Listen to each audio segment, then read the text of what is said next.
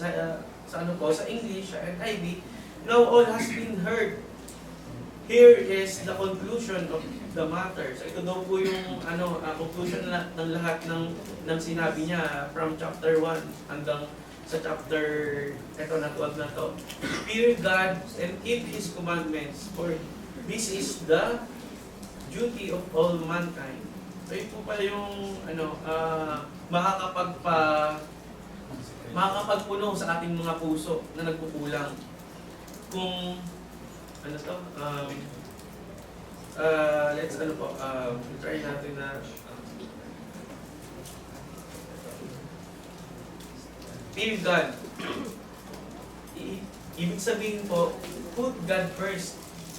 Hindi siya ibig sabihin na kumbaga parang natatakot yung kung sumusunod lang tayo dahil takot, parang kung gano'n. So it means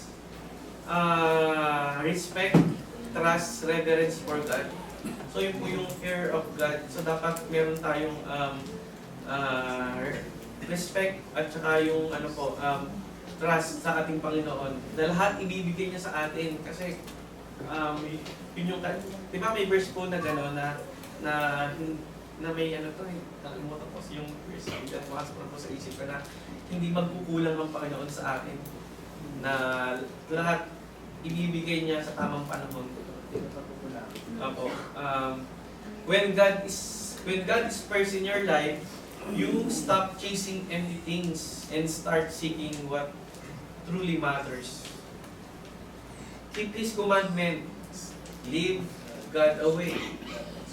This means following God's instructions in the Bible. Ito yung sumusunod tayo sa mga turo at aral na binigay sa atin ng ating Panginoong Diyos. How we live wisely, love others, and make decisions that honor God. So lahat ng ating gagawin, it should dapat dapat or sana makakalugod sa ating Panginoong Diyos.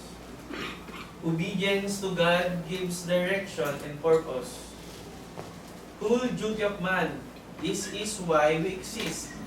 Our main purpose in life is not wealth, pleasure, and success. It is to know God, obey Him, and live for Him. So siya yung dapat sentro ng ating buhay, ang ating Panginoong Diyos. Sa lahat ng ginagawa po natin, subukan natin na sabihin sa ating sarili, ito bang gagawin ko na to, makakalagod sa ating Panginoong Diyos? Ito bang plano ko na to, makakalugod ba ito sa ating Panginoon? So yun po yung makakapagpuno na ating puso na nagkukulang. Everything else becomes meaningful when it's part of God's plan. At ito po yung iwan kong verses na sana ay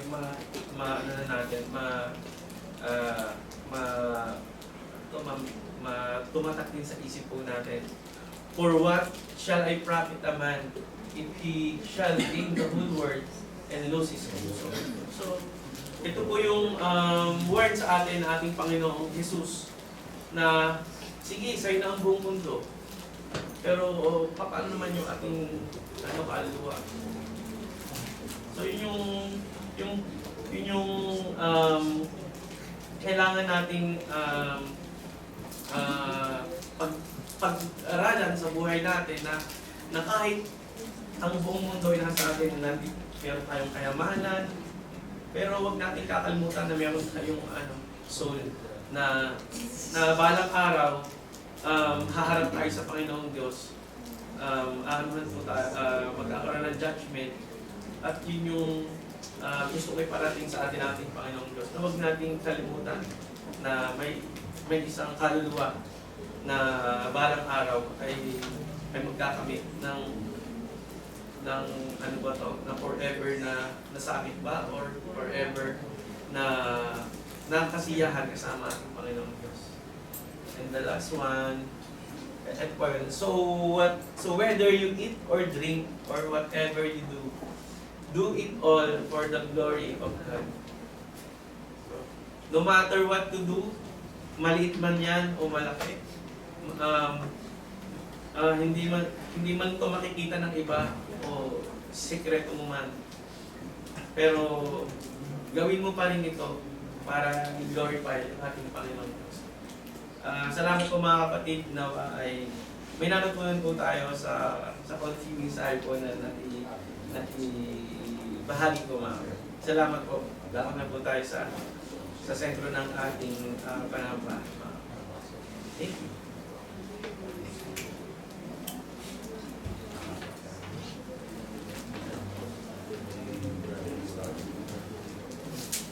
So, pagpalang umaga po sa ating lahat at sa salamat sa ating mga mangaral sa kanilang ginahali ng Diyos. At tayo pwede po sa pinakasentro ng ating gawain, ang pagputol-putol ng tinapay at pag-inom sa salon. So, tayo po muna kumawin sa page 296. Page 296 po.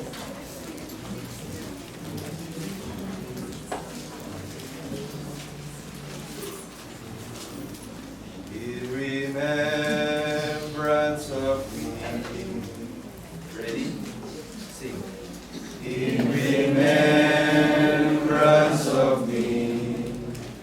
In dying and bread is my body that was broken in your stead. For as long as you live, you show my death to the world until I come again. Let us eat of the bread in communion with Him, and in fellowship in His suffering. I discern now His body that was broken for me. I will show His death until He comes again. In remembrance of me, drink the fruit of the vine. Kiss my blood as an atoning party wine. For as long as you drink it, you show my death to the world until I come again.